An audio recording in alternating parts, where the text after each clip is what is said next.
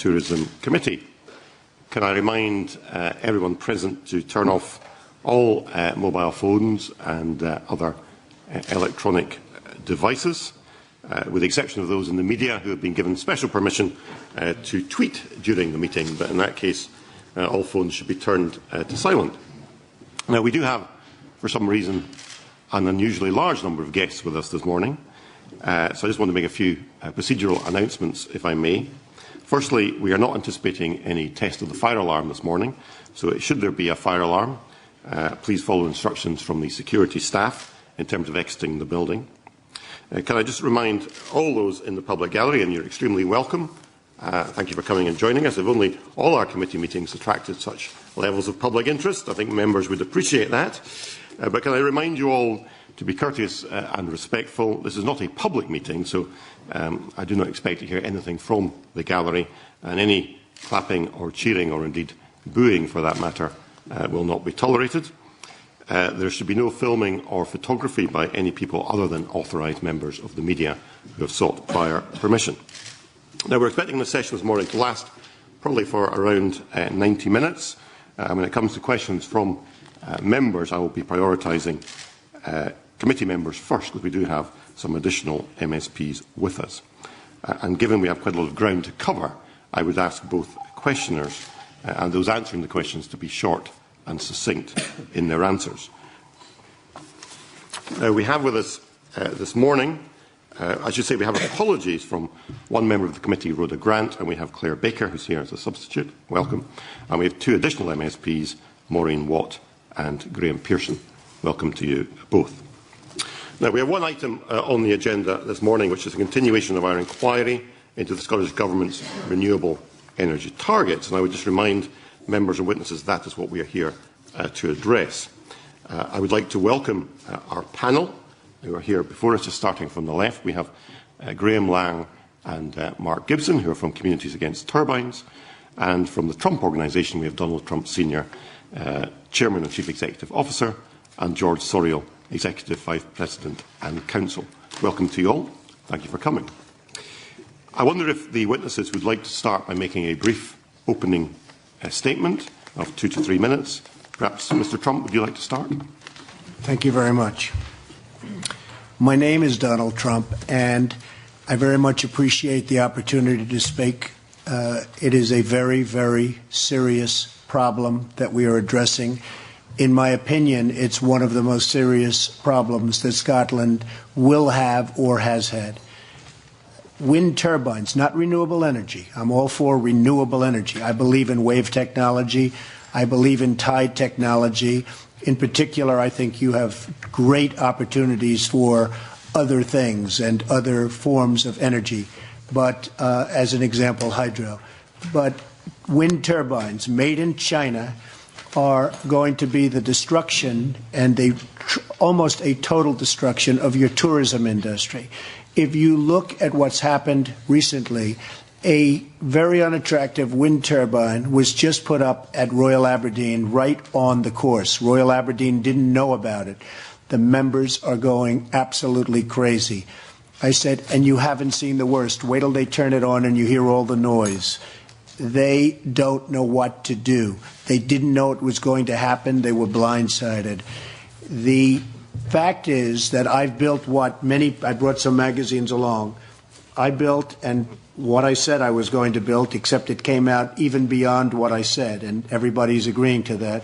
I've spent a tremendous amount of money, debt-free, no debt on the property, nothing, building what many are already considering to be the greatest golf course anywhere in the world. I don't want to see it destroyed by having 11 monstrosities built, looming over it, literally 1 mile away. It's actually land-based. It's not sea-based, because when you're talking about 1 mile, you're really talking about land-based. We don't want this to happen. Now, in the Vattenfall case, that's even worse than most of them, because this is a test center where they put up all different types of windmills. So instead of, at least if you took the best-looking one, of which there are none, and you put up 11 that were identical, this is going to be all different companies are going to be testing windmills. They don't have to do it. It's a total redundancy because that's done all over the place. And by the way, many countries have decided They don't want wind because it doesn't work without massive subsidies. It kills massive amounts of birds and wildlife, and there are lots of other reasons. So it's a very inefficient form of energy. It's an energy that when you need it most, you don't get it because the wind isn't blowing when you need it most. And from the standpoint of Scotland, I think almost most importantly, other than the fact that the subsidies are enormous, almost most importantly, they are so unattractive, so ugly, so noisy, and so dangerous that if Scotland does this, I think Scotland will be in serious trouble. I think you'll lose your tourism industry to Ireland and lots of other places that are laughing at what Scotland's doing. And I would be pleased to answer any questions. Okay, thank you, Mr. Trump. I would just remind you, Mr. Trump, and the members here, there's not an inquiry into a particular planning application for any single development. We require to address the broader issues, and I'm sure that will come out in the questioning. Communities Against Turbines, would somebody like to say something? Mr. Lang. Yes. Good morning, convener, members. My name is Graham Lang, and I'm a committee member of Communities Against Turbines Scotland. CATS does what it says on the label.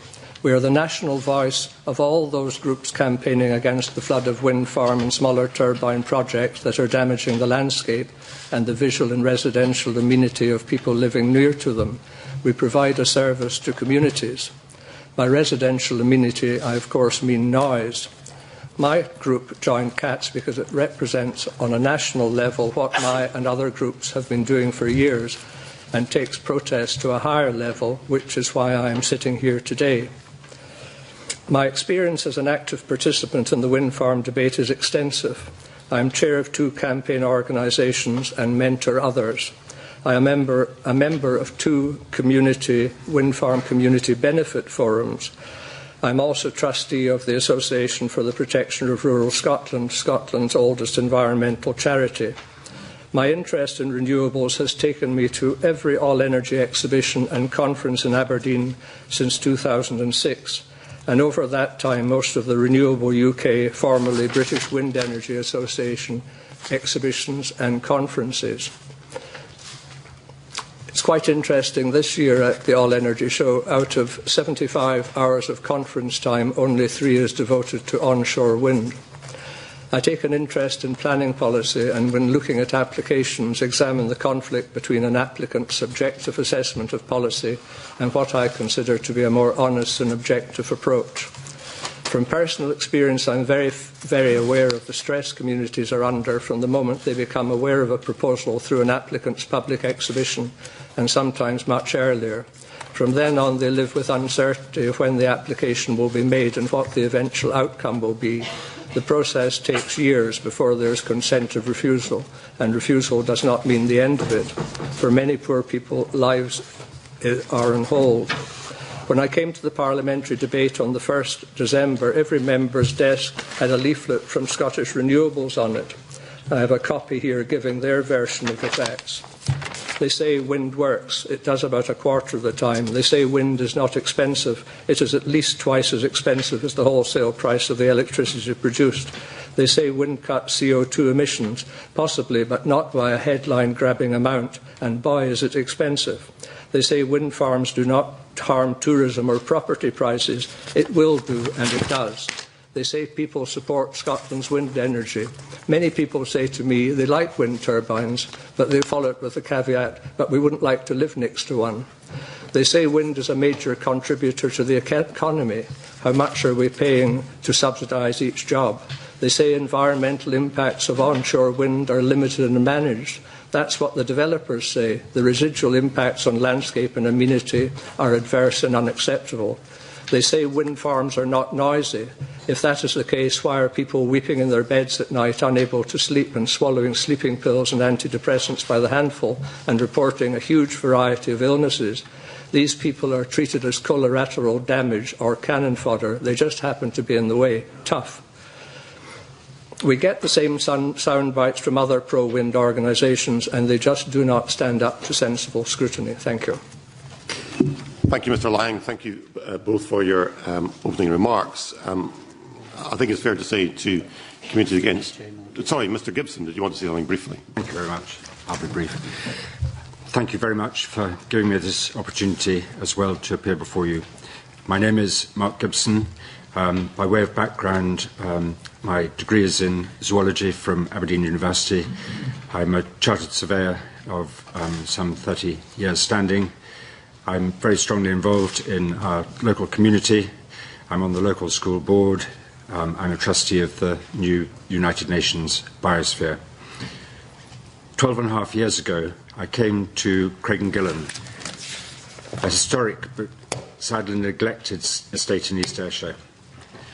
Since then, we've worked very hard to restore it and bring it back to life. Our village, and this is the important thing, our village is a former coal mining community of some 3,000 souls. And since the closure of the deep pits a generation ago, it has suffered terrible levels of unemployment and social deprivation. It was an excluded community. We have, all of us, and I do mean all of us, this is Burns country, we've worked together to build a new future, one based on nature and cultural tourism and outdoor activities. We've received great support from our local council and also from this government, notably in connection with the greatest current project, the creation of the Scottish Dark Sky Observatory, which promises to be a wonderful asset, not just for the coal mining areas of the Doon Valley, but for the whole of Scotland.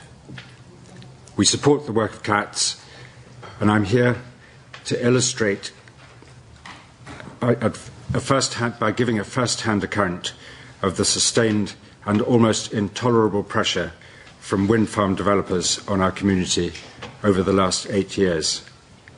It's a case of a hard-hit but united community coming together and working together to create a new future, in the course of which we've received recognition by winning a number of national awards. This future, though, is incompatible with schemes to encircle our hills and our valley with a ring of steel. Being part of a community so spirited, generous and united in the face of enormous pressure has been a moving and a humbling experience, more so than I can properly express in words. We are not a wind resource. This is our home, the background and the foundation of our lives and our future. Our experience of the would-be wind turbine developers and of aspects of the planning system has not been a happy one. Thank you very much. Thank you, Mr Gibson. My apologies for not recognising you wanted to speak there. I appreciate Community Against Turbines have an interest mainly in wind, but I think I have to remind you that, of course, this is an inquiry into renewable energy more generally. I think one of the issues that members of the committee will want to explore is what alternatives there are to wind and what other forms of renewable energy you might have an interest in promoting. A number of issues have been touched in your opening submissions. Both parties have mentioned the issue of tourism. I think that is where we would like to start. And I'm going to invite Chick Brodie if he would offer the first question. Thank you, Convener. Good morning, gentlemen. I'd like firstly to ask Mr Mark Gibson a question, if I may, and in doing so, as a fellow man from Ayrshire, I'd like to congratulate you on the community success that you've had at Craigengillan. I would start, however, by saying that having attended recently the Ayrshire Tourism Partnership and Dumfries and Galloway Tourism Conference, there was no mention of onshore wind at all, and I found both very positive meetings. However, Mr Gibson, if we don't do something different in Scotland, which can be a major net exporter of electricity and power, we would then become, and very quickly, a net importer, and we'll have a dependency on countries like China, Russia and the Middle East for energy supply, with all the consequences that that would have for our economy and the sectors within it, particularly tourism. Thorium is experimental, not yet developed. Uranium will be depleted in 40 years if China and India continue their nuclear development at the current rate. The cost of nuclear is unpredictable and high when you add decommissioning costs and fully burdened insurance costs as opposed to government guarantees. So that's not a viable option. Coal will leave us at the mercy of Russia, Colombia, South Africa and Indonesia, and gas at the mercy of Qatar.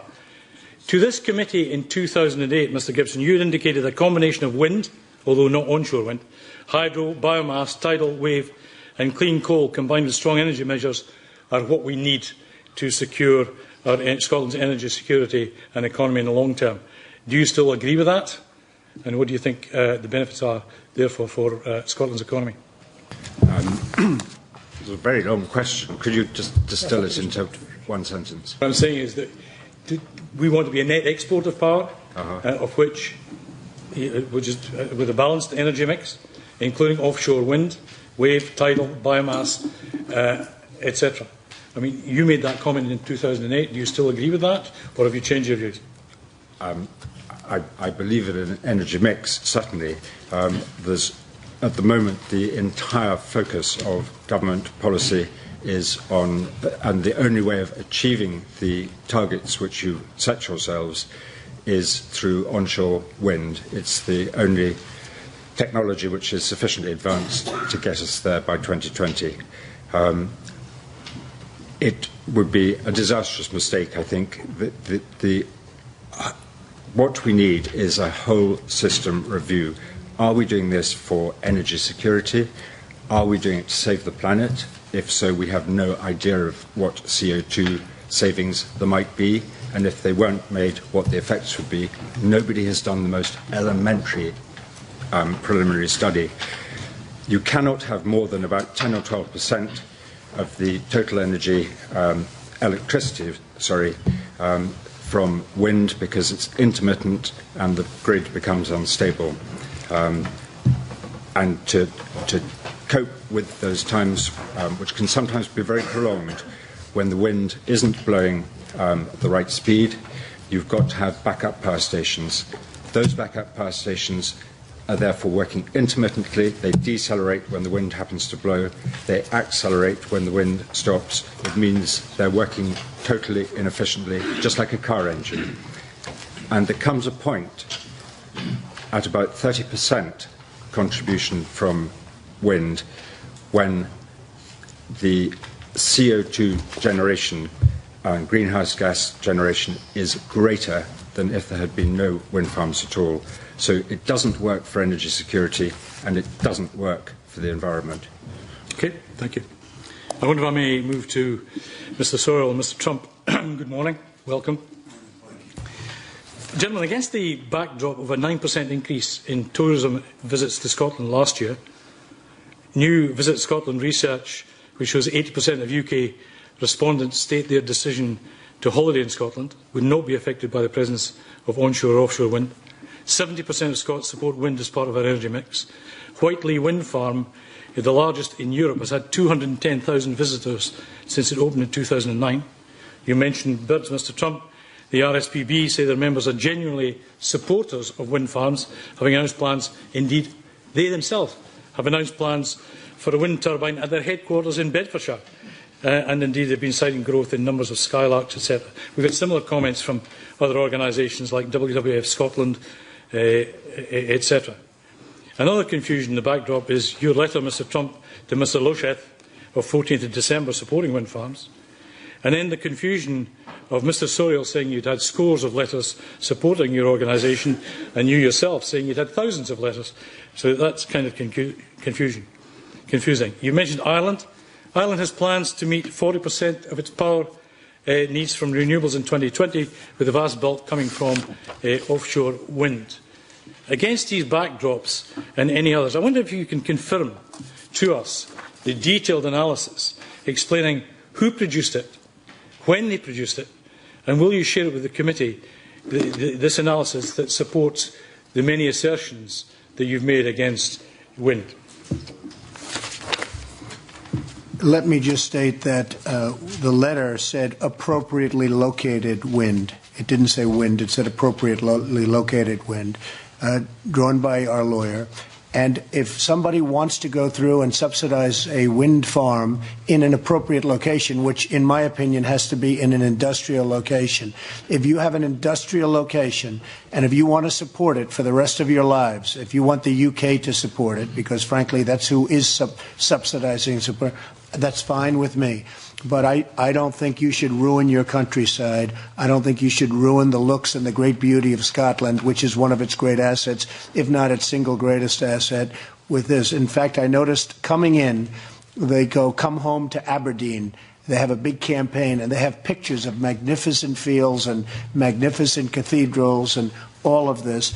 And I said to all of the people that were following me at the airport, where are the windmills? I don't see any windmills. They have fields. They have cathedrals. They have everything. They must have 15 different pictures of beautiful sites, not one windmill. I said, where are the windmills? It's false advertising. And I can tell you this. I am an expert at tourism, as you know, and I gave a list of the awards. I've won many, many awards. In fact, I just built a hotel in Chicago that Travel and Leisure said the best hotel in North America. I've won many, many awards over the last short period of time, let alone long period of time. My clubs are rated among the best in the world. I have 5-star, 5-diamond, in some cases 6-star clubs, and it's the only one in the category. I am an expert on tourism. If you dot your landscape with these horrible, horrible structures, you will do tremendous damage. My question is, where is the clinical evidence? Not an opinion, an empirical assessment. Where is your clinical evidence? Who has produced it? Will you share it with the committee? Well, first of all, I am the evidence. I think I'm more of an expert.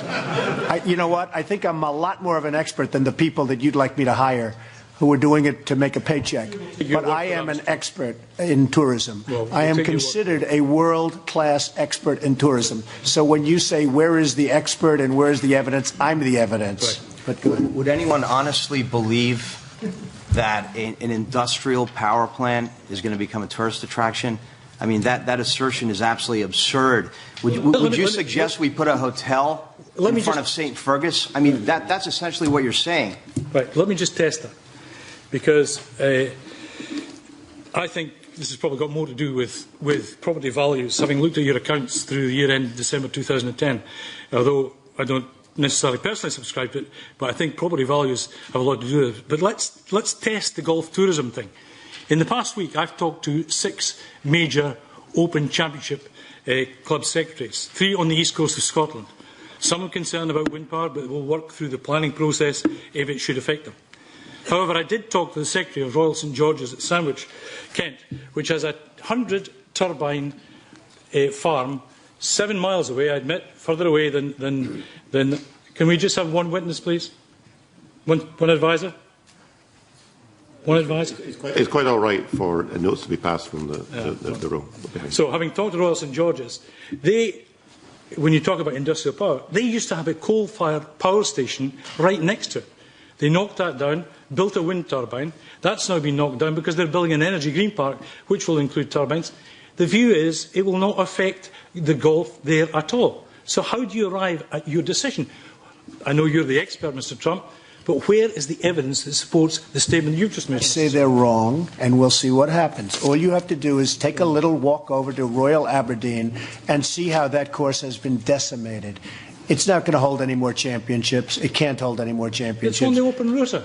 Wait till you see Royal Aberdeen. You go over and take a look at what happened to Royal Aberdeen in the last 48 hours, and I think even you, who obviously is biased, but I think even you will say that that course is decimated. There won't be tournaments there. There won't be championships there. One of the great jewels of Scotland has been devastated. And I know this, the people at Turnberry are fighting like mad not to have the windmills built.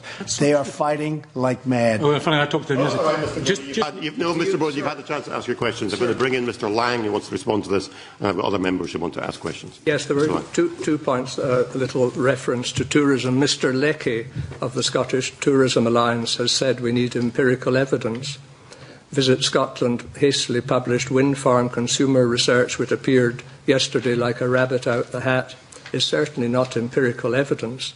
The Moffat report is out of date. There could be a real chance to do something thoughtful on this, and it should be perhaps commissioned by an independent source, not the government.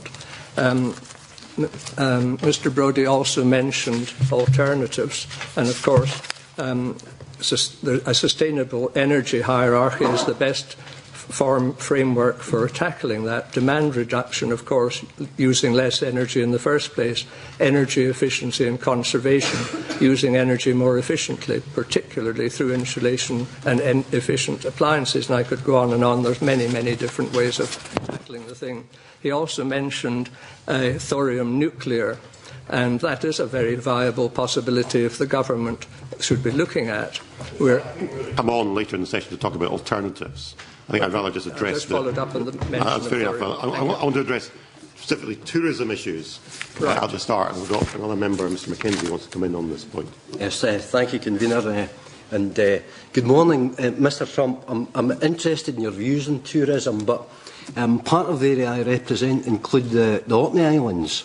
And I don't know if you've had the pleasure of visiting the Orkneys, but I'm sure you would agree with me that that's a wonderful part of Scotland. You might be surprised to know that the Orkney Islands already generate 100% of their electricity requirement from onshore wind.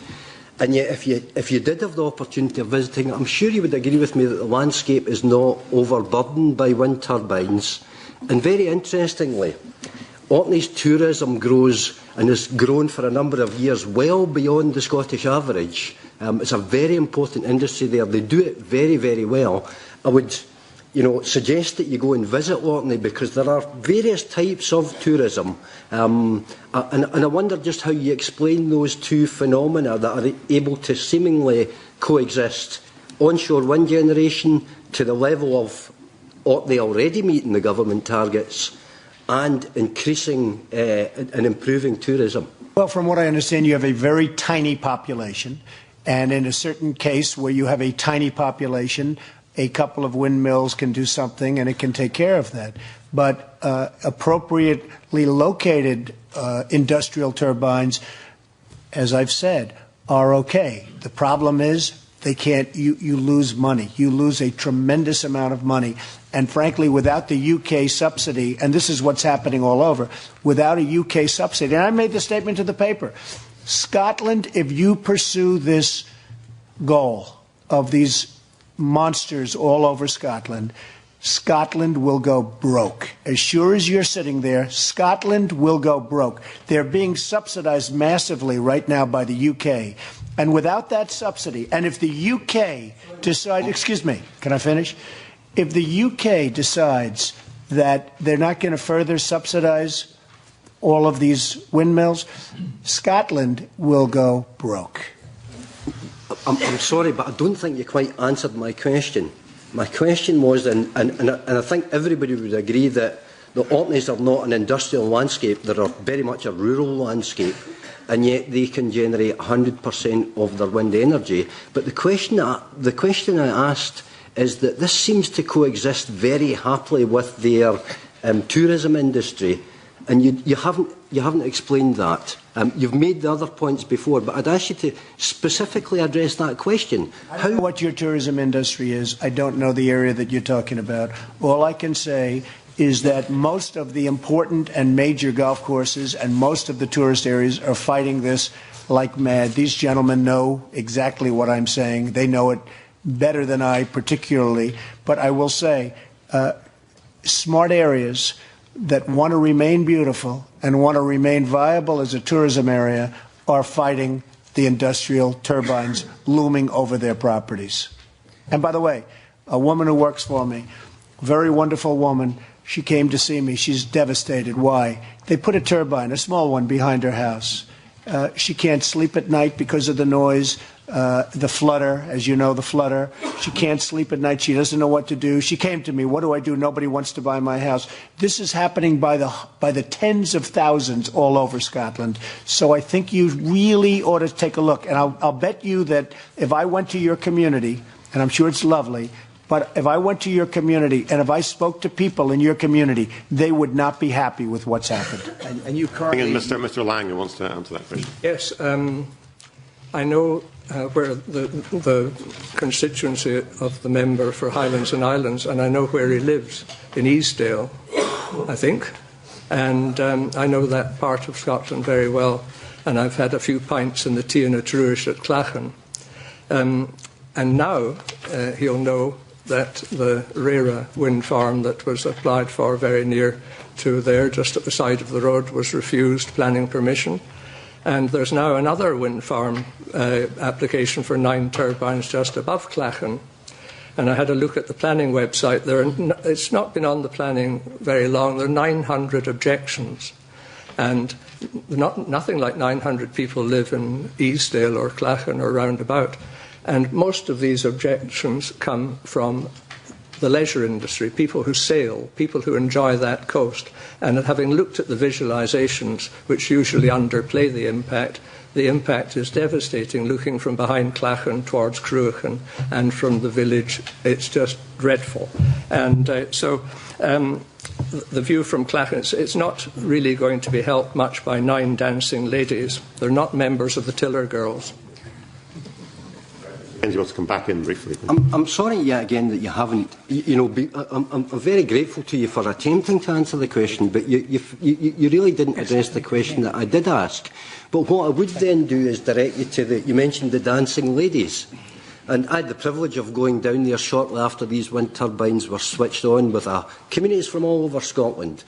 GIA and the Dancing Ladies were Scotland's first community-owned wind turbine development.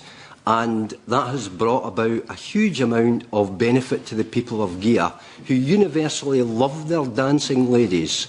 Would you deny, and Mr Trump, you might feel free to answer this as well, would you deny islands like GIA that opportunity to benefit from this technology? First of all, I have no idea whether or not they like them. If they do, I'd be very surprised. I'll take your word for it, but I would personally be very surprised. It's your community, but I would be very surprised if they like them. It's a matter of public record, Mr. Okay, Trump. I'm sure it is. Well, you're talking too about, what, 20 to 30 turbines there? If the First Minister gets his way, you're building another 8 to 10,000. So it's not necessarily what you have now. It's what you propose to build over the next 4 or 5 years to achieve your renewable goals.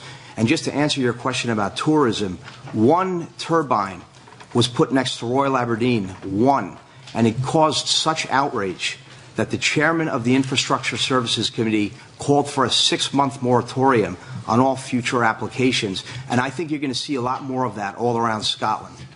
Okay, thank you. Now, Mr Lang or Mr Gibson, just to reply perhaps? directly to what Mr Mackenzie said, yes, I think the dancing ladies on GIA are fine. 3 turbines fit in very well, and they generate electricity for electrical needs on the island. The turbines on Egg are also embedded into the local network, and that's very acceptable, although when the wind doesn't blow and the rain doesn't fall, they don't have any wind, they don't have any hydro, so they have to start up their diesel generators again because they're not part of the national grid network. I think that some turbines on Lewis is absolutely acceptable, and some turbines on Shetland is absolutely acceptable, but not on the scale that's proposed. If they were embedded into the local network to provide electricity and benefits for the local communities, and they're pretty big in Lewis and in Shetland, I would quite support that. Mr Kenny, I'd like to move on to other members coming in. Patrick Harvey, I think you had a question on tourism. Just very briefly, thank you, Convener. Good morning, gentlemen. Just to follow up this issue about coexistence of the tourism industry and renewables, and to follow up on Chick Bury's point. Chick mentioned Royal St George's Golf Club, which has, George Sorial, I think, used the term industrial power station. Let me show you a picture of the defunct coal power plant, plus 1 older turbine, very clearly visible from one of the holes. Now, with this view, this golf course somehow miraculously managed to attract a succession of international events. Can I put it to you that perhaps most people just don't look at it if they don't like the look of it on the horizon? They don't like the look, they go to a different country or a different place. But this is a golf there's course certainly nothing very attractive about But this is a golf that. course which attracted a succession, including, I think it's had 14 in total, Open Championships, including one last year.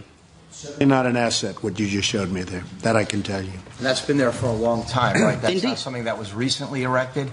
what you're talking about just off of our coastline, for example, is also 650 feet, 65-story structures, a mile and a half off the coast. Again, do you believe that your eye's not going to be drawn to that? I believe that this was compatible with a course which attracted a succession of international events over many years. Yeah. Secondly, they don't have moving blades which attract your eye to. Okay. Well, the turbine. Could I make? Okay. I think you made your point, Mr. Harvey. Okay, Mr. Gibson, briefly, please. Right. I agree that an up-to-date, proper independent survey is needed. It's come out very clearly in various comments this morning. We don't have enough actual written evidence. We have the evidence of Mr. Trump, and the evidence of an operator, in a way, is the best because they know their market. But we do need evidence for occasions such as this. My own experience is that there's been a shift. At the beginning, 4, 5, 6, 7 years ago, a lot of people were prepared to consider the effect on the landscape of wind turbines because they believed, one, that it was good for the energy security of the country, but more importantly, they believed it was important in the battle against climate change and for the environment. Since then, and at an increasing rate, hardly a fortnight goes by without one professional engineering body, financial body or another coming up and saying this policy will not work. If people think they've got to put up with that for something which just enriches foreign companies but doesn't help the environment, that affects very much their attitude to wind farms. And that's why I think an up-to-date survey is needed. Right, thank you. I'd like to move on to a different subject, if I may. Mr. Trump, I was reading the submission you made to the inquiry where you detail your concerns about the proposed offshore wind development in Aberdeenshire. And you make a number of comments in this I'd like to draw to your attention. You say the Scottish Government has an obligation to honour its contracts, and you go on to say Scotland, at the very highest ministerial level, encouraged me with overwhelming promises, public statements and various offers to support. Can I ask you, what were these promises that were made to you? When were they made and who made them? When I first came to Scotland, my mother, by the way, was born on the Isle of Lewis, so I know something about it. But when I first came to Scotland, I had an option to buy this piece of land. I was going to buy this piece of land, and I heard there was going to be a big wind farm built off the almost 2,000 acres of land that we're talking about. And I said, that's okay, but I'm not going to build there. I spoke to Jack McConnell at the time, who was your first minister. And there were people talking about putting, believe it or not, the dunes that that I so cherish and we now call the Great Dunes of Scotland, that have gotten all of these awards and are getting all of these great awards. And we've been very, very careful environmentally. We've done a very environmentally sensitive job. But we were going to go, and we said, that's okay if you want to build it, because we're not going to build here. We're going to go to another place. We just won't buy this land. We'll go someplace else. And we actually had a great piece of land in Ireland. And it wasn't my first choice, but it was a great piece of land. And if you remember, and there was big hoopla, I was going to go and I was going to leave and I was going to build in Ireland because of the fact that the wind farm was going to be built fairly near our course in Scotland on the piece of land on which we built. And as Jack McConnell said, it won't be built. And his people were telling George or various of my people that it won't happen. They talked about the Ministry of Defense would never approve it because it had something to do with the radar. And they talked about the shipping lanes, especially because it's near Aberdeen. They said it won't happen. It was very prevalent for a short period of time, and then it totally disappeared. Based on that, nothing in writing, but based on that, I decided I'll go forward. In the meantime, Alex Salmon, when I discussed it with him toward the beginning, he poo-pooed it and said, you have a Ministry of Defense problem, you have all sorts of shipping lane problems. I wouldn't worry about that. and I continued to go forward. Now I've invested tens of millions of pounds. I've completed my site ahead of schedule. I've built something that is spectacular by even my enemies say the most spectacular and really good, going to be great for Scotland, going to be great for Aberdeen, going to be great for everything. So after I've invested this tremendous amount of money, all of a sudden this really obnoxious and ugly wind farm appears. Which is worse than a wind farm because they're going to have all these different looking windmills up there. It's going to look like Disneyland, except a bad version of Disneyland. And so I felt betrayed because I invested my money. I invested my money based on statements that were made to me. And then I get a letter from Alex Salmond just a short time ago, April 12th.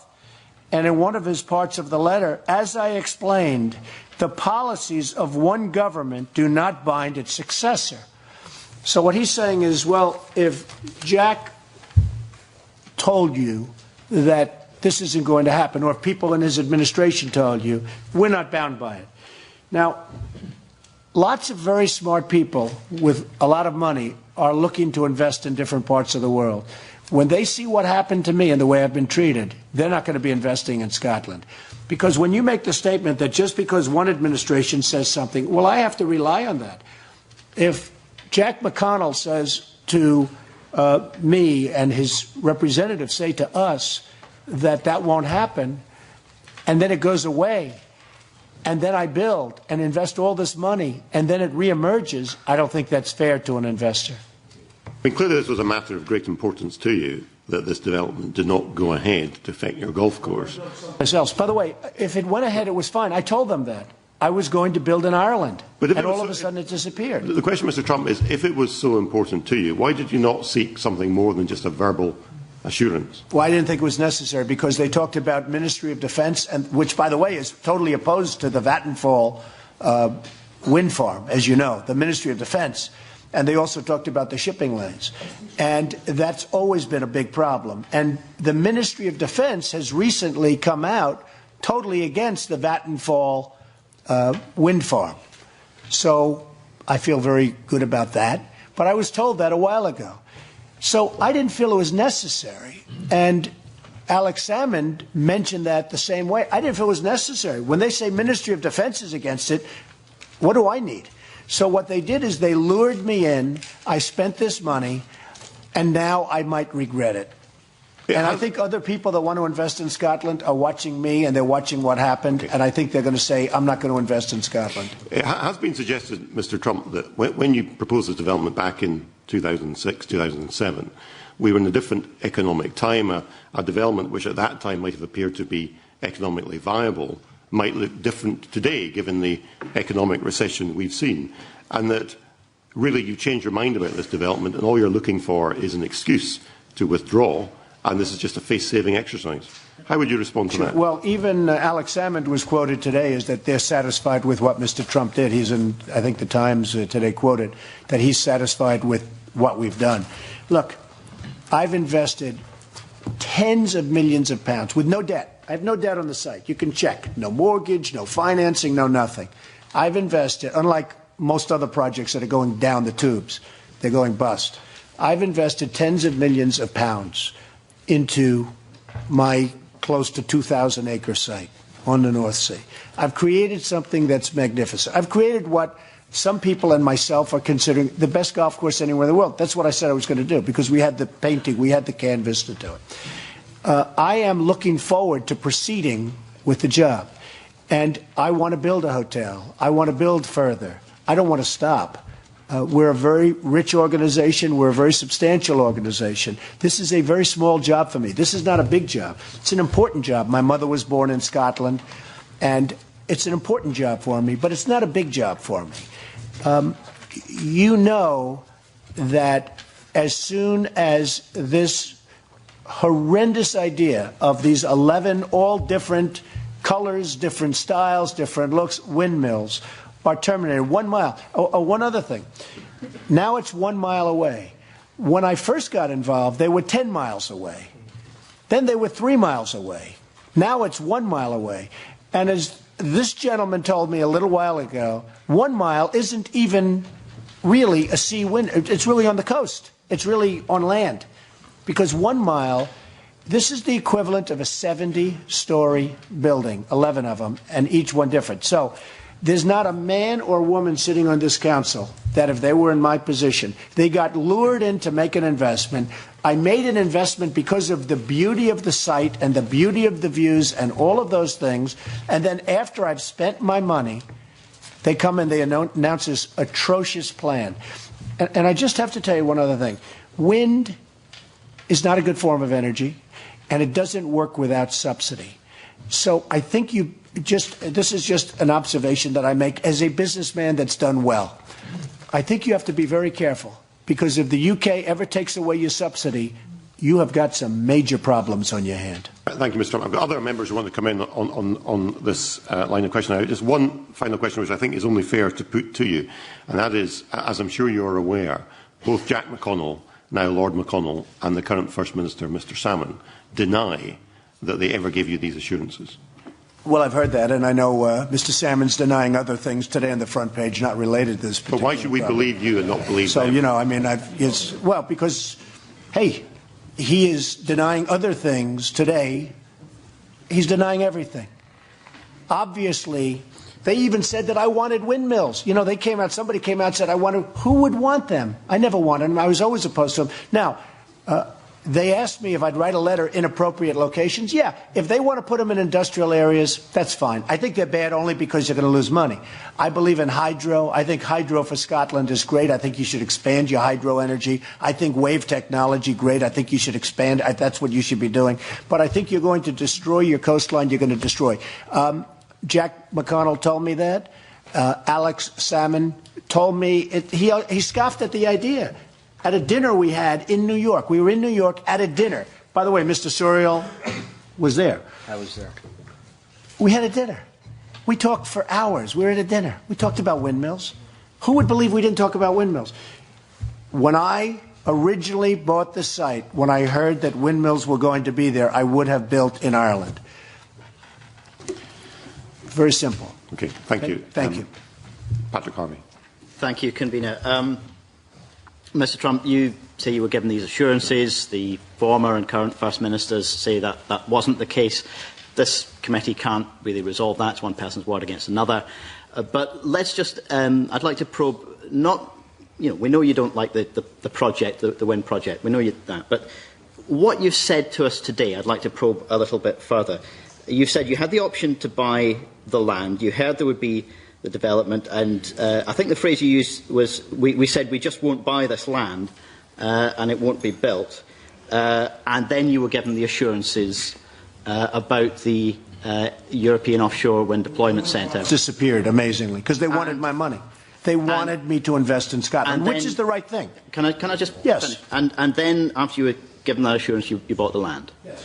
Well, the Registers of Scotland document shows that you had date of entry on the land in January, I believe, 2006. In February 2006, you were seeking advice from Scottish Development International about the wind farm, which you described as a deal killer, by which time you had already acquired the bulk of the land for £4.5 million. And later on that month as well, I think on the 21st of February 2006, SDI, following discussions with yourselves, you sent an email saying that our client, whose name must remain confidential about this stage, is about to conclude within the next few days a deal on a tourism leisure resort of international standing. Now, in the next few days, after 21st of February, you had already bought the land. I was given assurances prior to my buying the land, and frankly, prior to January 2006. Yes, I was given. When? I don't know. I mean, you're talking about many years ago, but I was given assurances to a point where I felt I could go ahead and buy the land because I didn't think the wind was going to happen. I didn't think that the wind farm was going to happen by the time I bought the land. And so, why, following discussions with yourselves, did SDI describe the wind farm as a deal killer? I don't know, maybe it was continuing onward a little bit, but I felt confident.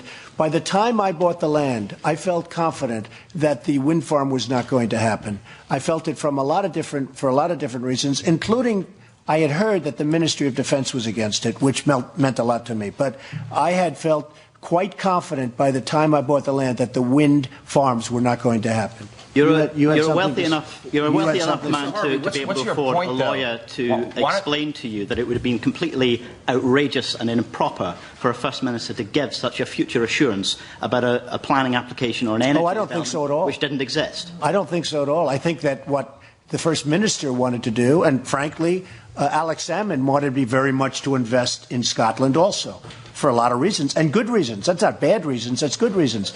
They want me to put. They want me to put hundreds of legal obligations. Excuse me. They want me to put hundreds of millions of pounds into Scotland. What isn't right is to get them to do something and then go against their word. Go ahead. Yes, I want to come in here. I think this line of questioning is absolutely ludicrous. This isn't the Trump inquiry. It's to do with renewable energy and the government's targets. And these attacks on Mr. Trump are completely out of order. The reason the question has come up, Mr. Lang, is because these comments were made in Mr. Trump's submission to the committee, and therefore it's quite legitimate for the committee to raise questions about them. But I don't want to dwell on this. I know Mr. McMillan wants to come in with a brief question, and if I have time, we'll allow Maureen Watt with a brief question on this. Thank you, Convener. Good morning, gentlemen. Mr. Trump, it's regarding the written evidence. On page 6, paragraph 2, the final sentence, you say that if I had known about the current wind turbine proposals, I would never have built in Scotland. Yet, a few moments ago, you actually said that you did know about them. I knew about them, but I didn't think they were going to happen, because I was led to believe they wouldn't happen. So you knew about them, but in your written statement you actually said that if you had have known, so that implies... Well, no, if I had known that they were going to build them. I knew, look, when I was going to buy, this is years ago, when I was going to buy, there was talk about a wind farm. I said, that's okay, build it, but I'm not buying. By the time I bought, I felt secure, and then I felt secure for a period of time. Then all of a sudden, after the money was invested, in other words, they got me to come in, I invested my money, I built something magnificent beyond what I said I was going to do. It opens on July 10th, and I did something beyond, I had to bring that up, but it is, and it could open now, we're actually ahead of schedule. And what happened is, after I invested tremendous amounts of money in this and completed it, then all of a sudden this starts to come. So I think it's now it started to come before I completed it, but it really emerged after I started investing a tremendous amount of money. And now we're stuck with this terrible Vattenfall project. And I think it's terrible. I think it's a terrible way to treat a person investing tens of millions of pounds in Scotland. So just to clarify then, what you've said this morning is factually accurate, but what you've put in your written statement is not totally accurate. Well, I think they sort of mesh, don't they? I mean, no, you're splitting hairs. Our opposition to wind power is well documented and well known. If you just do any quick research, you're going to find articles identical to the ones being written today from early 2006. So Mr. Trump has made his point that had we known the proposals would go forward, we would never have done this project. So you're splitting hairs, and your point doesn't make any sense. And Mr. Harvey, your reference to that email, why don't you ask SDI that question? They wrote the email. The email wasn't to us. It was from SDI to the Scottish government. It's not reasonable for you to ask us to speculate on what they meant by that. That is absolutely ridiculous.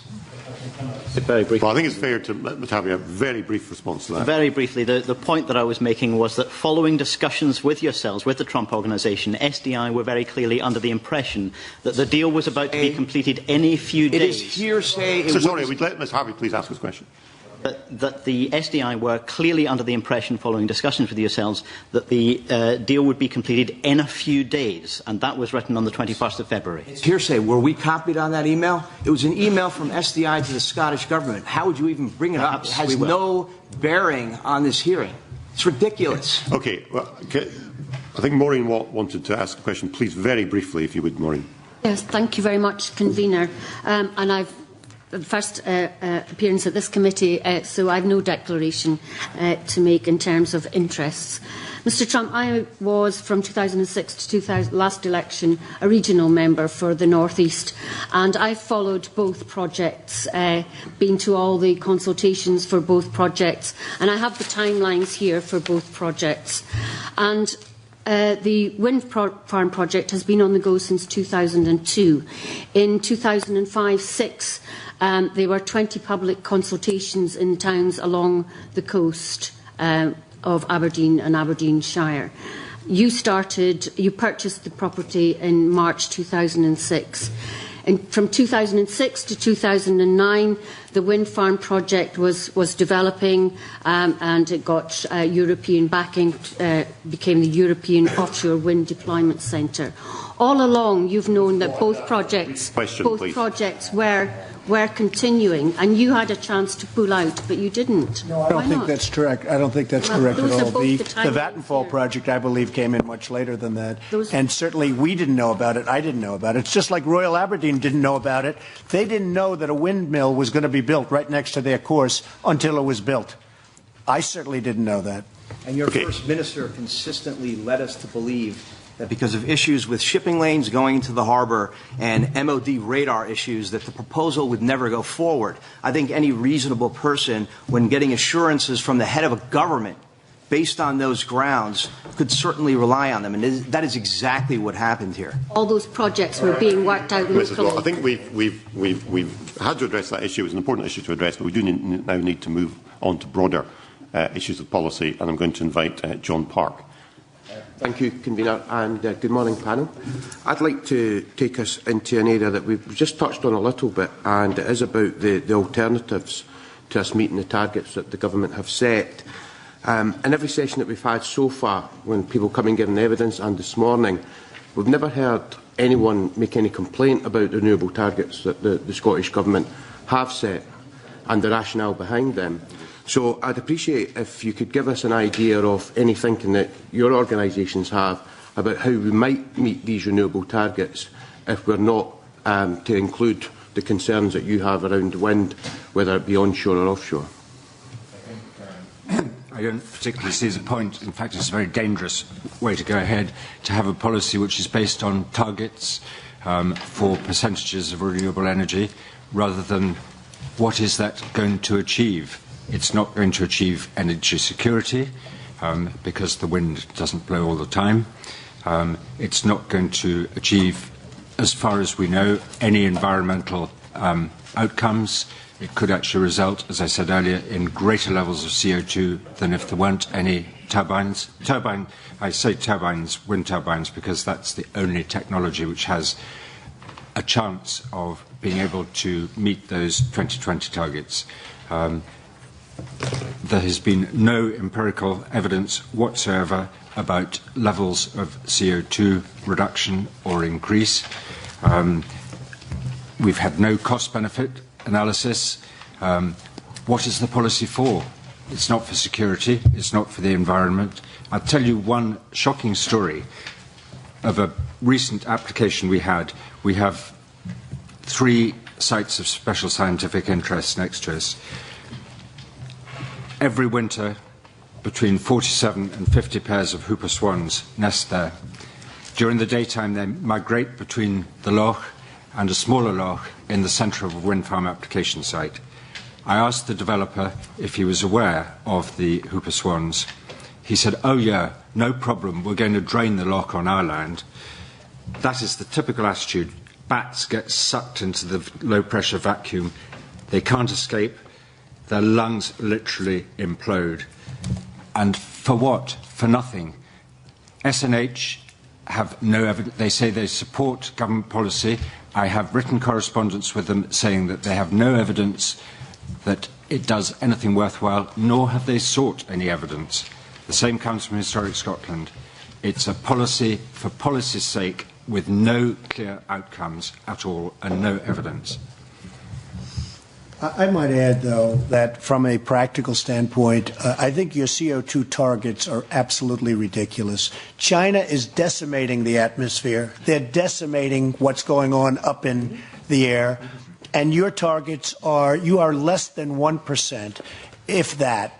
And yet China, where you buy your unattractive industrial wind turbines, is decimating the atmosphere, absolutely decimating. And here you are, destroying the financial well-being of Scotland, destroying it in order to meet phony and totally random CO2 targets. And you have a company that's making your turbines. And by the way, China, they love making turbines for Scotland and getting Scotland to pay them a lot of money. But China is decimating the atmosphere and doing so much damage to the atmosphere that there's nothing you can do at all to bring it back by your so-called wind initiative. Now, renewable, again, fine. Wind, fine, if it's in the right location, if it's properly located. But for you to be setting targets when China and certain other countries are decimating the atmosphere, I think it's very foolhardy. US. Excuse me? Like the US. Sorry, Mr. Brody. Please, no. Perhaps like the U.S., yes. Yeah. Hey, perhaps like the U.S. Wind has failed all over the United States as well. It's failed everywhere. By the way, I have to say this. You're 20 years behind the times because other countries are giving up industrial turbines. They're going to other forms of energy. They are giving them up. And you have wind farms all over the world that are being abandoned. And as soon as the government stops subsidizing them, the wind farm doesn't work because they're very, very poor. People aren't doing them. So you're really 20 years behind the time. Okay, can I just remind members, please, to speak through the chair? John Park. I don't know if Mr Lang wanted to come there and say anything. I think you started to talk about some of the alternatives in one of your earlier questions, so maybe you could elaborate on that. Just to correct one thing, wind is not an alternative. It's an additional source of energy, an additional source of electricity, so that's something that has to be understood. It's not an alternative, and that is, as you all know, why it's intermittent and it requires backup. When turbines are generating, the backup is ticking over, and when the turbines are not working, which is at least 70% of the time, nuclear, gas and coal provides our electricity. I did mention a sustainable energy hierarchy, which is demand reduction, energy efficiency, renewable microenergy, combined heat and power, heat pumps, solar, wind, both heat and electricity, small-scale renewables, community renewables, with income reinvested locally for projects up the hierarchy for both heat and electricity. The important point is that most effort and funding should go into the higher levels of the hierarchy, where they will be most effective at reducing emissions and fuel poverty. I did mention thorium, and as I said, we were being left behind by the USA, China, India and Australia, who all have research programs. The reaction is not a runaway chain reaction, so it does not require a pressurized reactor. The raw material is readily available from Western countries and is very abundant. It requires an external source to begin a reaction, so it can be shut down immediately. There's no significant radioactivity, and the heat at the reactor is only 400 degrees centigrade, and very small reactors can be safely built. And that really is all I have to say about alternatives, unless you want to... Can I just get one clarification before I move on to my final question? I mean, Mr Trump made the position of his organisation clear in terms of how he believes our energy targets are ones that are probably unachievable and we shouldn't have set them. What is the position of communities against turbines on the Scottish Government's energy target? Well, we see from, and you'll see from our submission, that we accept the figures produced by Scottish Natural Heritage, that with what has been built, what's been consented and what is in the pipeline, and perhaps at scoping and screening, the target should be met. But as SNH have also said, it's going to be more... Pardon? Do you support it? Do you support the target? No. Right. What's it for? That's fine. That's just what is the target for? That's right. Is it for energy? Is it for job creation? It seems to change every week. Is it for the environment? What are the targets for? And the job creation is jobs in China. because they're the ones that make the windmills. I think we've heard that point, Mr. Trump. Thank you. 2 minutes. John Park. Last question, John Park. Yeah, last question. Thank you, Convener. Obviously, it's about the nature of employment in Scotland over the years. We've seen a lot of demographic change. Scotland has been a manufacturing country and is one that we hope will manufacture again. We've had some bad news about Doosan lately, but you've Gamesa, Samsung, Bifab, Scottish and Southern Energy, a whole host of companies who are investing in Scotland, particularly looking at offshore wind, and will provide high-quality manufacturing jobs. I come back to the premise of my earlier question. If it is about providing, meeting our renewables targets, but it is also about the reindustrialisation of our country, and if we're not doing that, what are the alternatives? Is it employment in tourism or other sectors? How are we reindustrialising? The government also talks about investment, 750 million, billion, whatever. That money is not coming into Scotland. That money is going to buying foreign manufactured wind turbines installed by foreign-owned companies, about 85%. Where are the jobs? Where is the investment locally? There isn't any. You see it, our nearest wind farm, 60 turbines, Scottish Power, owned by Iberdrola, a Spanish company. Every single construction worker was Spanish. We've seen at the public inquiry the developer was claiming ever more jobs every single day, up to 120 by the end, long-term jobs. We were taken to a site during the inquiry report. The reporter asked the operator, Scottish Power, how many jobs on this 60 turbine site? 3. He said, are they all employed here? Oh no, they spread their time between 4 different wind farms, so there was less than 1 job. Job creation is a cruel bribe to people desperate for jobs, and it's a false one. What are the targets for? They're not for employment, they're not for the environment, they're not for energy security. What are they there for? Mr. Lang. The answer to that is to export electricity, in theory. And of course, that's a pretty impossible card to call at this stage, because we don't know where the market will be, and if it will be. How do we know that the English are going to queue up to buy our renewable electricity when they probably have some of their own? They have an agreement with Ireland to import all their renewable wind from offshore off the west coast of Ireland if it's ever built. And basically, the theory of being able, if you haven't got a market, you can't export something. So what's the point in making a product if you aren't absolutely certain you can export it? Angus MacDonald. Okay, thank you, Convener. Good morning, panel. First of all, before I actually get into my question, could I perhaps correct yourself, Mr. Trump?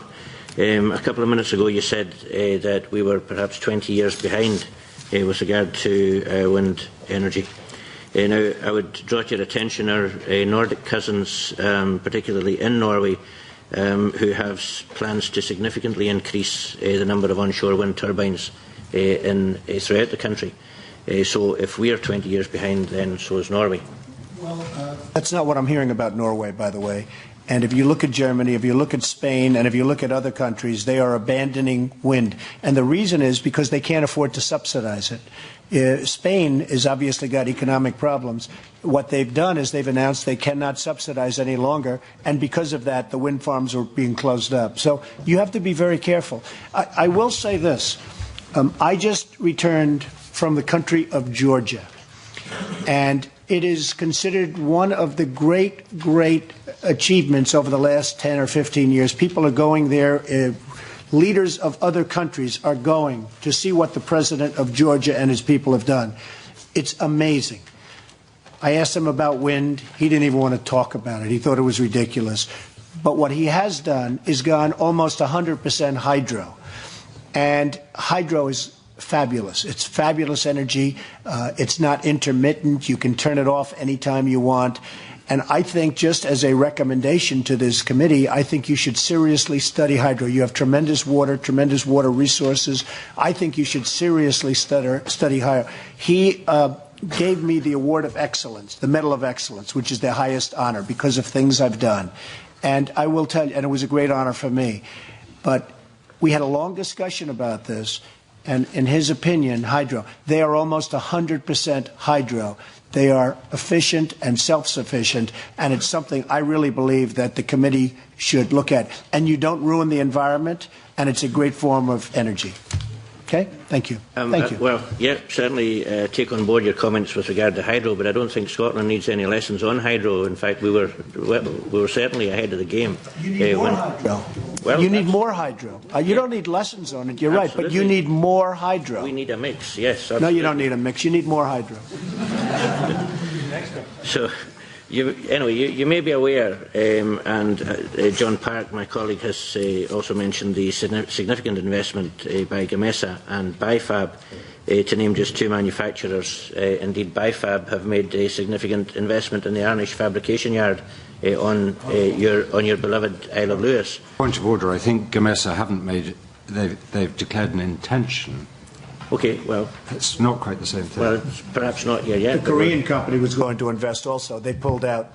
Yeah, well, I'm trying to concentrate on your beloved island of Lewis, given your mother hails from that island. BIFAB have announced a significant investment in the Arnish fabrication yard there, bringing jobs to an island desperately in need of work. And perhaps at this point I should declare that I hail from the Isle of Lewis. I come from the other side of Stornoway, from your people, about 5 miles, 5 miles from the village of that your mother was born in. So at least we have one thing in common. So I was curious to see your comments made this week since you arrived in Scotland, where you've continually rubbished polls which show the majority of Scots are in favour of wind farms. However, a recent poll by YouGov showed that almost 3/4 of Scots support wind power as part of our energy mix. And we've just been handed a poll this morning that shows that 93% of Scots polled are either more supportive or their views are unchanged by your comments on wind power. The poll also suggests 85% of Scots surveyed believe the Scottish Government should place little or no weight on your views when making decisions about energy policy. I'd be interested to hear what your view on that poll is. I'll tell you, it's all the way the poll is worded. I mean, I saw a poll today that said 53% of the people wanted it, but it was worded, would you like to have efficient, wonderful windmills built? The answer is yes. Depends on how the poll is worded. I can take a poll. Nobody knows more about polls than me. I can take a poll, and I can ask, in fact, if you want a poll, I had 93% approval for my project when people were fighting me. I had a 93% approval poll. So I understand polls. The one poll that I saw is, would you agree that very efficient windmills, should be built? Now, a lot of those polls don't use the wind energy. They use the word renewables. They use the word renewable. And renewables is a very nice word. But I will tell you that if you did a straight-up poll to people that have experienced the disaster of these industrial turbines being near their houses and in their community, you would have a tremendous negative result. Tremendous. They're talking about a poll they put, and I've read the polls. I've seen the wording. Anybody, I almost voted in favor of them. But the fact is, if you would do a straight-up poll, what's called a straight-up poll, and you would only ask the people that have been affected by the industrial turbines, you would have a vast, vast majority of people rejecting them. But Scotland should reject them for another reason. You can't afford it. So, well, just a comment. We don't do government by polls. Yes, you do that. You do that. And actually, if you look at the polls that we've seen, the Moffat report and the thing by Visit Scotland and one or two other things, it's not the support that you should be looking at, it's the negatives. And there are huge numbers of percentages, say upwards of 20-25%, who do not support the idea, or they support the idea that a wind farm would ruin the landscape, and a wind farm would have an adverse effect on tourism, and they wouldn't like to see a wind turbine out of their bedroom window. And these are all statements that have been made in the polls that I've read over the years. So the important figure is the negative figure, those that don't agree with what the poll's trying to bring out, which is broad support for renewable energy. If you take 20% of people out of the people who visit Scotland who decide because they don't like turbines and they wreck the landscape, they're not quite coming back again, that's the most important figure, not the 80 that say they think it's okay. I think most people are very well intentioned and they would love to support them if they believed in them. I think there's a very dangerous time now because people are coming to realise that they've been conned. Speaking about polls, I don't know if you've seen today's Press and Journal. Today, a poll just done, 62% of those surveyed think that Scotland needs to take a look at their policies for the approval of these turbines, with over another 10% saying that they're not sure about turbines.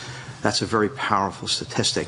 And also just on the Lewis thing, because I couldn't resist it, my mother's from Bragger, and I spent many summer holidays up there, so I love Scotland. Yes. Final question, please. Yeah, just one point. Obviously, both Mr. Trump or the Trump Organisation and CATS are choosing to ignore the polls that came out earlier in the week, and it's clearly a case of my mind's made. It's clearly a case. Speak through the chair, please. Not interrupt the question. Clearly a case of my mind's made up. Don't confuse me with the facts. Now, we had the biggest poll of all last year, and as you know, the SNP campaigned strongly during last year's election campaign on a policy of delivering the equivalent of 100% renewables. So surely you can agree that the overwhelming vote for the current government is a vindication of the public support for the renewable energy policy, and it is you who is out of touch with public opinion. Excuse me. That's because the public wasn't given the facts by you or by Alex Salmond. And if Alex Salmond was smart, he'd stop this right now, because what's happening to Scotland is going to be terrible.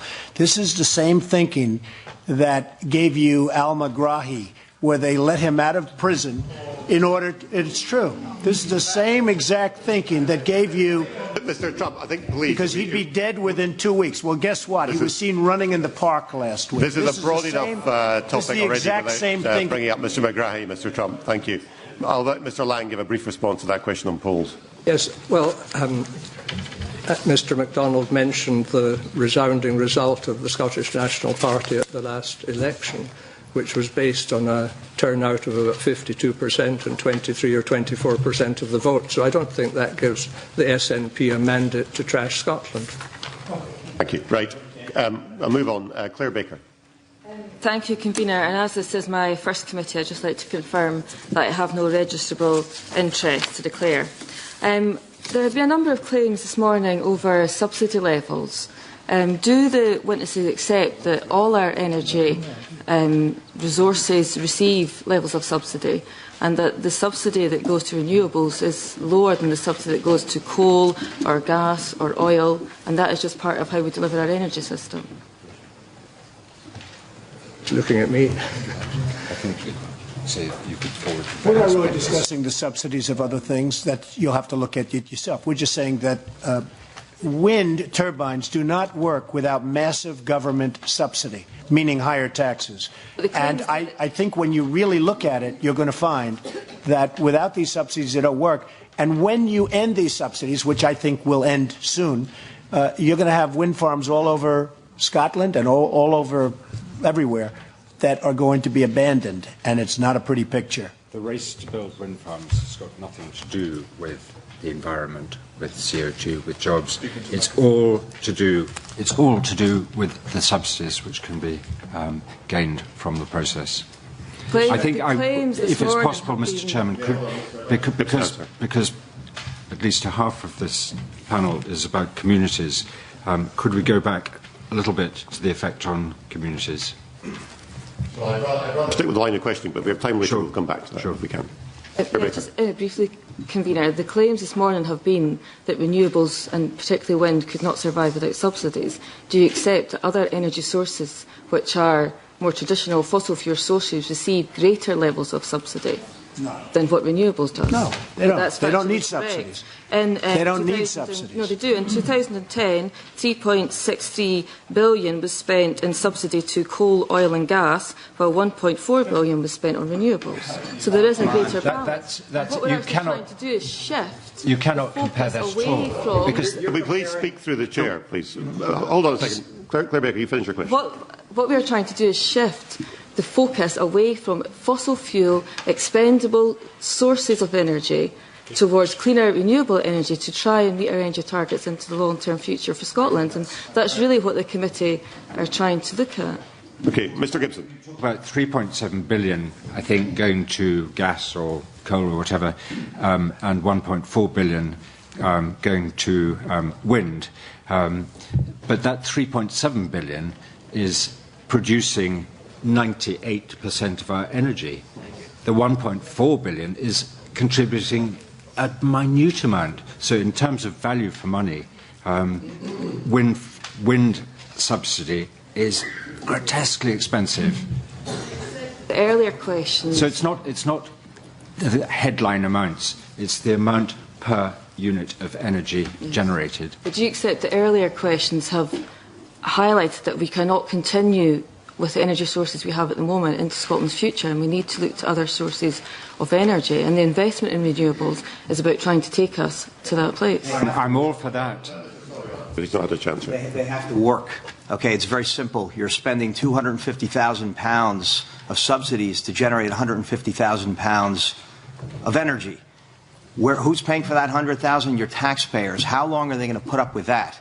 Okay, the renewables are fine. They have to work, though. Wind does not work. And there's one other thing. You mentioned the expendable, meaning coal and things. You know, you expend and you'll use them up. I've never seen this written about. I've never seen it discussed. If you built a windmill and it lasted 1,000 years and you didn't have to spend lots of money on it, that's one thing. But these things are being decimated by the environment. The salt water, the wind, the rain, all of the problems. In fact, today there's a big story that the foundations and the footings in the windmills in the ocean are not holding up. I'm sure the insurance companies are going to be happy to hear this. But you have to rebuild these plants every 4 or 5 years. Who's going to do that? You're going to have to put up new windmills every 4 or 5 years or 10 years. They don't last. They're machines. They don't last. So when you say we're spending billions of dollars, you know how many windmills I'm hearing they want to put in Scotland? 9,000. 9,000 and more. That's a low number. So who's going to, in 5 years, when Alex Salmond's gone and when other people are gone and maybe you're gone, who's going to rebuild these things and put brand new ones up when these are decimated by conditions? Because they're machines. They have to be replaced. So, okay, now we're talking about this massive amount of money. But what happens in 5 years when you have to put a new one up? Who's going to pay for it? But all energy, I never heard that. All energy sectors face exactly the same challenges. Thank you. I think we'll move on. John Wilson. Thank you, Convener. Can I welcome the panel this morning and follow on from Claire Baker's line of questioning? One of the figures that Claire Baker didn't mention was the £2.9 billion in decommissioning costs for nuclear power stations that's currently being expended by the UK government. This inquiry that's being held by the committee is to look at the wider renewables obligations that the Scottish Government has set itself in terms of targets.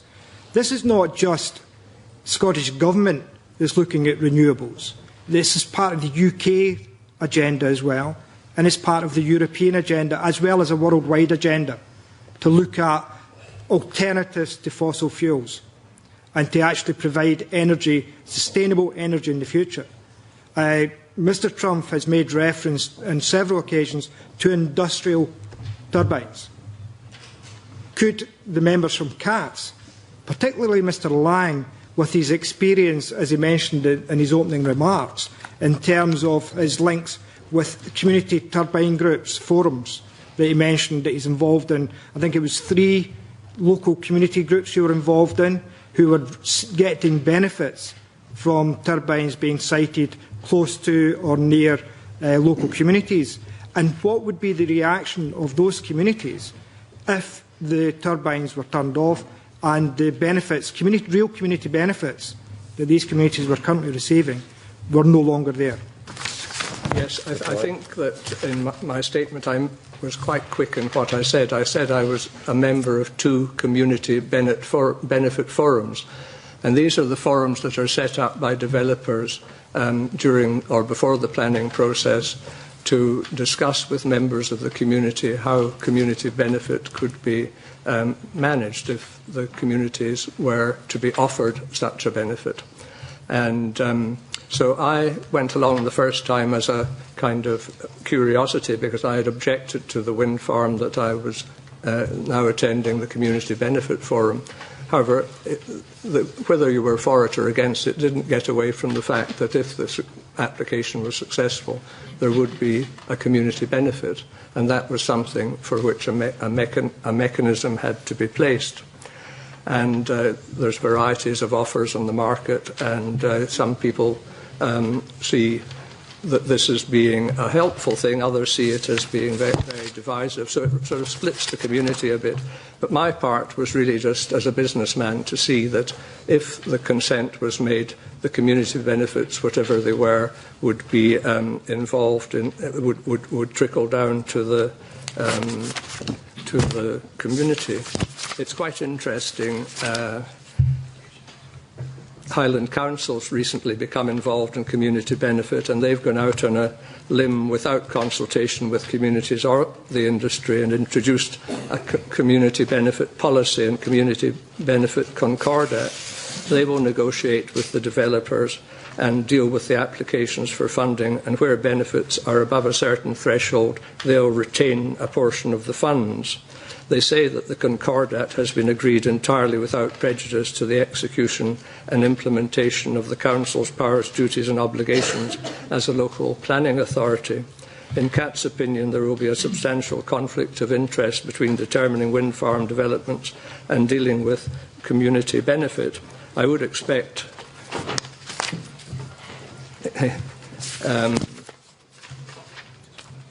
I see that, yeah. I would expect Mr. Norman, in fact, who gave you evidence earlier, head of planning, and I note from his letter, or from the letter that Scottish Renewables have done to Highland Council, that they're very critical of their model. Scottish Renewables say quite correctly that community benefit contributions are not a material planning consideration and therefore should not be discussed until after planning consent is achieved, in the interest of complete impartiality and fairness.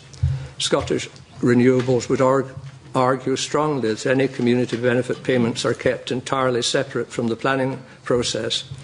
However, the advice from Scottish Renewables is ignored by their members, who start peddling beads for the natives a year or so before an application is made and maybe 2 years before a decision is taken.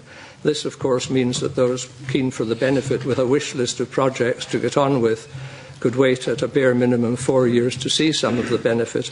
And, of course, if the application is refused, they see nothing. Can I just come up with one point on that, Mr. Chairman, Mr. Convener? Community funds are a ridiculous diversion. It's actually the community's money in the first place. For every £100 of subsidy, which every household in the country pays towards renewable subsidies, for every £100, less than £1 comes back in the form of a community fund, and we're expected to be grateful or to think it's wonderful. One thing I'd like to move on to, though, is to be a bit more positive. The procedure so far has been a little adversarial. It shouldn't be. We should all be working for the best of Scotland, for the best of the environment, and for the best of everybody who lives here. So I think we should be combining, we should be sharing information to guide us forward, not attacking each other. And there are two things, I think. One is that the rationale behind the targets isn't clear. What we need is a whole system study of the entire renewable process and the reasons for it, so that if it turns out that the reasons are good reasons, supported by evidence, you'll then be able to carry the country with you and communities behind you. say that this is part of the reason for this inquiry, is to look at those targets and to find out whether or not the appropriate targets have been set, but we don't have whether or not we are looking at the technologies that can actually deliver on those targets. But we don't have the expertise between ourselves, with all due respect, to conduct that whole system survey. It needs to be independently approached, and we should welcome an independent study, all of us. We're after the truth, not against any particular advantage. Can I just finish? So I think, for everybody's sake, and certainly for the country's sake, we need a proper independent study. It needn't take long, but it's got to produce evidence on every aspect. And at the same time, we need an urgent review of the planning process. We're from communities who are concerned about turbines. The reason is that communities read every day about the doubts from different professional organisations about any justification for the policies.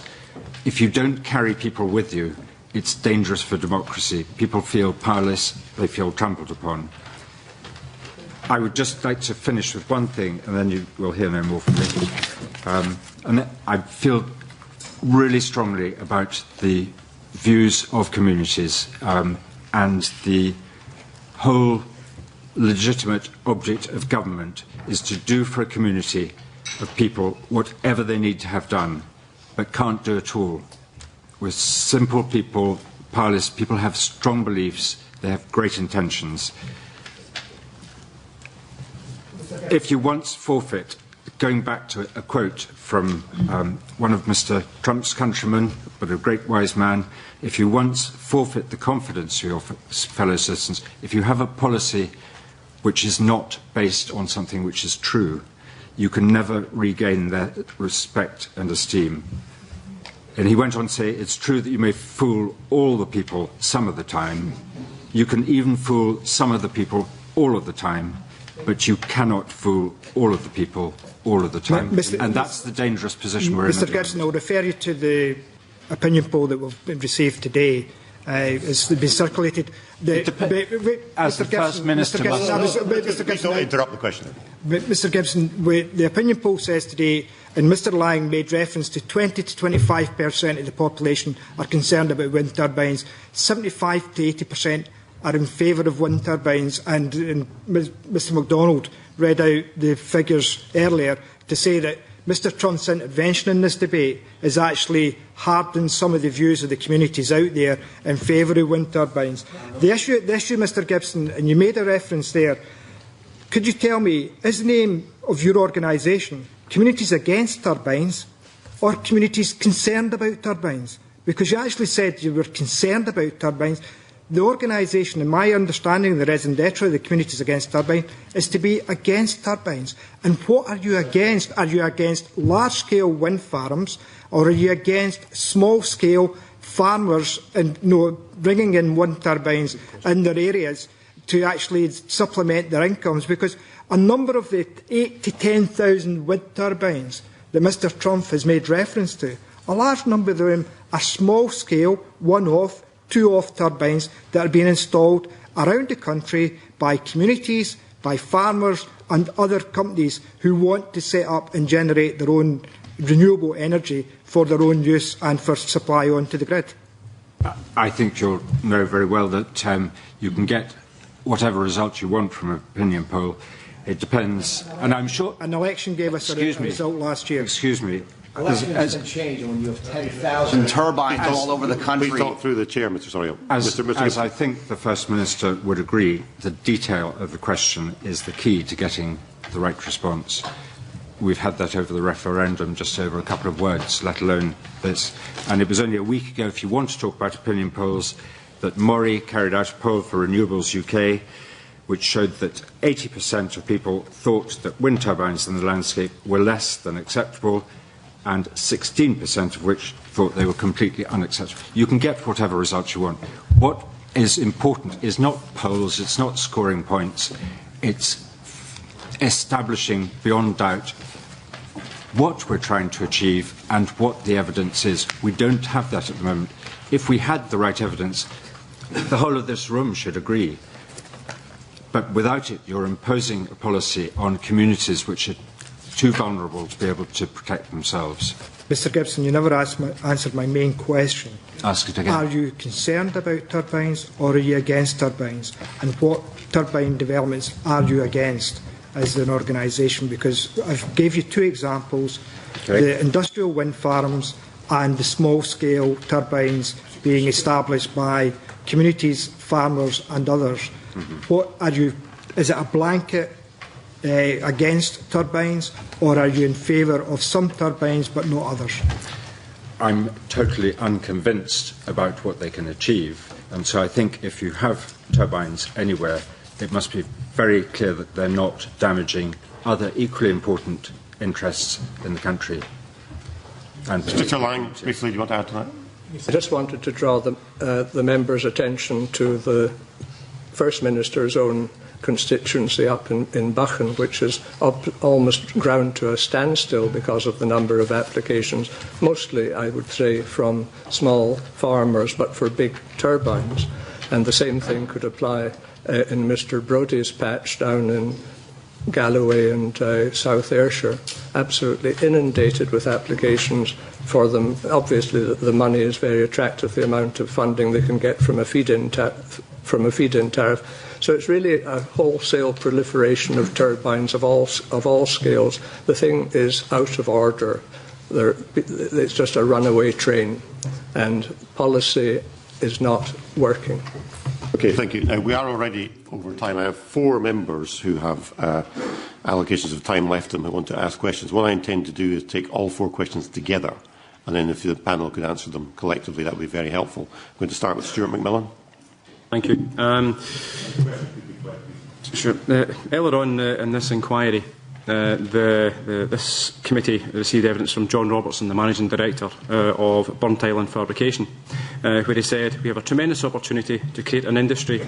There is good technology and expertise out there and companies that can deliver." Now, already Scotland employs some 11,000 people within the renewables sector, and forecasts some £30 billion worth of future investment. In terms of the 2 organisations, why it appears that you actually want to stymie any potential opportunity for job opportunities for individuals across Scotland, and I find that quite staggering to understand. Okay, thank you. We'll just leave that hanging there if we can, and we'll take Patrick Harvey's question next. Thank you, Convener. Very little has been said about climate change today. This is a question that I want to direct principally at Communities Against Turbines, because we know very clearly Mr Trump's view. He's written recently global warming has been proven to be a canard. So we understand his view. He disagrees with every single member of this Parliament in voting for a radical action of programme on reducing emissions. Is that the same position as Communities Against Turbines? Some of the written evidence and some of the website material seems to suggest that you support the idea that decarbonisation should be a policy objective in energy. But Mr Gibson has written, "There is increasing evidence that global warming is not actually happening. It seems likely that governments have been duped by the wind and global warming industries." This was written in a submission on the Climate Change Act. Can I ask Mr Gibson, does he stand by those words, and does Communities Against Turbines agree with Mr Trump in denying all mainstream science on climate change, and if so, what is his scientific qualification for doing so? Okay, thank you. Just leave that one hanging in the air. Mike McKenzie. Thank you, Convener. I'm beginning to get the idea that the panel don't like wind energy, but Mr Trump may not know that prior to being elected, I was a builder and developer for many years on a much, much, much smaller scale than you. However, and I'm going to be absolutely straight with you, I've spoken to dozens of people over the last few weeks since you got involved publicly in this debate. One thing you may not know about the Scottish people, whilst we love to do business with you, we welcome your investment, we do not like being told what to do. We don't feel that gives you a licence. And I'm concerned that perhaps your efforts, public efforts, are very counterproductive. And what I would suggest, you've mentioned already that your mother comes from the island of Lewis. I'm sure you're as shocked as I am to know that fuel poverty on the island of Lewis is running at 50%. Part of the government's energy policy is to reduce fuel consumption, energy consumption, by 12%. And one way we can do that is to insulate homes. Now, I've heard it reported in the press that you intend to donate £10 million to the campaign against wind. I would suggest to you that it would be a much more effective intervention, if you care to make it, and if you do, would be to donate all or some of that money to tackling fuel poverty, perhaps on the island of Lewis, and I would be very happy to work with you on that point. Okay, thank you. And the very last final brief question, please, from Graham Pearson. Take the lead in terms of being brief. First, a couple of declarations. I, to my knowledge, have no family on the Isle of Lewis. I feel I'm probably the only person in Scotland in that position. Secondly, I should admit for my sins that I chaired the inaugural meeting of Communities Against Turbines last year. As the member for the South of Scotland on list, I was aware of the pressure in the communities there in relation to this issue. And the question is for Mr Lang, Mr Gibson, one or either. Could you give us some insight over these past 4 or 5 years of developing and articulating the position? Do they feel that the government has in place the mechanisms to hear the issues that they raise and to deal with the facts that cause them concern? And can they also reflect for us the range of communities they represent, the membership? Thank you very much. Right. There's quite a lot there to try and address. I suggest we just work our way along the panel. Maybe start with you, Mr Lang. We can pick up the points that are relevant. I think, briefly, please. I think I will be as quick as I can. I think Mr Harvey mentioned climate change. And I've read a tremendous amount about it on both sides. I've been to see films, Mr Gore's film, many other publications, and I'm completely puzzled. I really don't know whether climate change is happening or not. James Lovelock, who has just who wrote the Gaia theory, has just said that he doesn't think it's that bad. So I think that the jury's out on that. I think somebody asked me or asked why we don't like wind turbines, and I would like to just tell you a little bit of one of the reasons is about noise, and this is a subject that should be at the forefront of every member's mind when they consider the effect that these turbines have on people. And I quote from the British Medical Journal of 12th March and acknowledge the authors Chris Hanning and Professor Alan Evans. And we have submitted 4 testimonies from people who are the victims of noise nuisance from wind farms. Shortly before wind farms began to be erected close to housing, complaints emerged of adverse effects on health. Sleep disturbance was the main complaint. Such reports were dismissed as being subjective and anecdotal, but experts contend that the quality, consistency and ubiquity of the complaints constitute epidemiological evidence of a strong link between wind turbine noise, ill health and disruption of sleep. The noise emitted by a typical onshore 2.5 megawatt wind turbine has 2 main components, and I won't repeat that. It's the noise from the mechanical noise and the aerodynamic noise as the blades pass through the air. And this provides an impulsive noise which has various... This is very interesting, but you'll appreciate we are very short of time, and I would really ask you please to address the questions that the panel asked, the members asked. Well, one of my comments was going to be that the guidance that is used in assessing these turbines is completely out of date, and I hope you take that on board. What was the next question?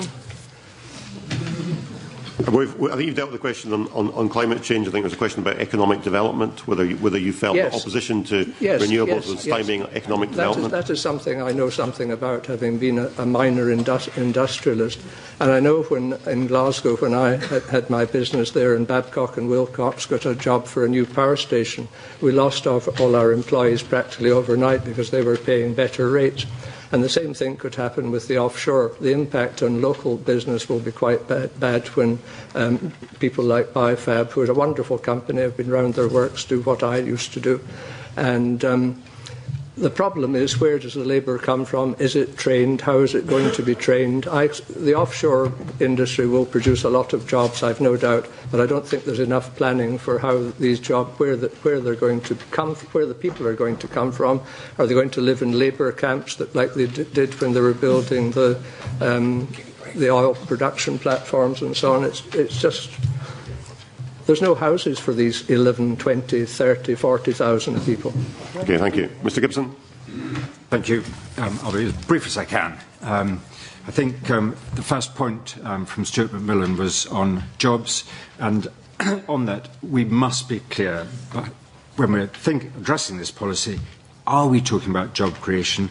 Are we talking about climate change? Are we talking about energy security?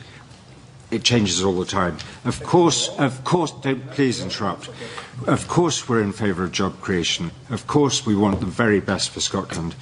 But we must be clear. We must carry out a whole system survey to agree what we're aiming for and to know the science. You asked what my approach was. My degree is a science degree. I approach things wanting to find out the truth. We should all be doing that. A lot of the evidence that comes out, particularly in recent months, from professional bodies, from engineers, does not support the present policy. We mustn't blind ourselves. We must listen to everybody. We must find the truth, or try to. You talked about Mr Trump's involvement. He cares very much about this country. I think if you look at, from a money point of view, number one, I would say we're completely independent. We've received no funds whatsoever, other than what we've raised locally. If you look at the wind industry, 90% of it is foreign-owned. They pay tens and tens of millions of pounds on lobbying and PR. So put things in proportion. Climate change issue, Mr Gibson, please. We don't know. We don't know. There's no clear. All that we do know is there's a lot of covering up, a lot of unprofessional behaviour. Why do that if you're sure of your ground? The global warming is please not interrupt the witnesses, please. We're over time. Carry on, Mr Gibson. In general, let's work together. We shouldn't be on two sides. We want the best for the country, we want the best for the environment, we want the best for Scotland's people. Let's do a proper whole system survey. It could be done in 6 months. Find the truth. Well, first of all, I believe that climate change is not man-made, and I have the view that many people do. If you look at global cooling and global warming, in the 1920s they had many, many magazine covers on the big problem of the day, and that was called global cooling.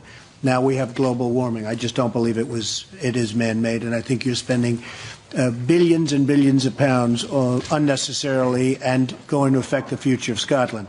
As far as jobs are concerned, jobs are created for your industrial turbines. I don't use the word renewables because I feel strongly that certain renewables are very good, as I told you. But on the industrial turbines, jobs are being created in other countries, and very few jobs are being created here. But any jobs that are being created here are more than offset by what you're going to lose in your most important industry, which is tourism. You're going to lose tremendous numbers of jobs in tourism, and I feel very strongly about that. So the few jobs that you will create will be offset to a much larger extent by the jobs you're going to lose in tourism. Now, one thing that happened interestingly last week, we didn't really want to get into it too much, but this is an appropriate time. We were approved for a beautiful little staging area up front on the road, and we were for a security house. Beautiful, elegant, we got nice compliments. Everything was approved except for one thing: flagpoles, which are 1/10 the size of the windmills. And the reason the flagpoles weren't approved was it said, quote, I'm quoting, unacceptable impact on the visual amenity of the area. And they're 1/10 the size of these massive, ugly wind turbines. Now, with that all being said, we have a tremendous investment in this development. I would love to proceed with this development. I can't proceed if the hotel is going to be looking into industrial turbines, and nobody here would if you were in my position. But if the Vattenfall job is terminated, I will immediately proceed with the hotel, and I'm looking forward to doing it. And I have to tell you, my project is a much bigger project. You know, we're talking about £750 million when it's finished. My project is a much bigger project than Vattenfall, which I heard was £60 million. Then I see 200. I see all different numbers. I don't think they know what it is, if they even want to build it. But I see 60 and I see 200. But my project is 750 potentially million pounds. I will start on the hotel immediately if I hear that that horrendously located wind farm will not be built. Mr. Trump, Mr. Stoddart, do you want to add something?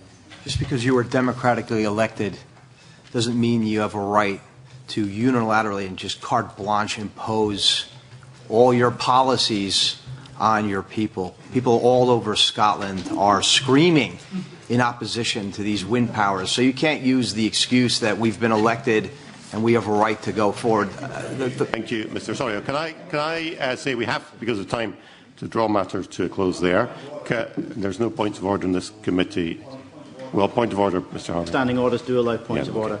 In a previous session in this inquiry, convener, you'd indicated that the similar questions to those you put to the environment organisations about their funding could be put to others. I appreciate that we're tight for time and that there's no time left to explore that, but we do have an organisation in front of us which has said in national press that they intend to use a large foreign donation to influence the outcome of local elections. I wanted the opportunity to explore the ethics of that.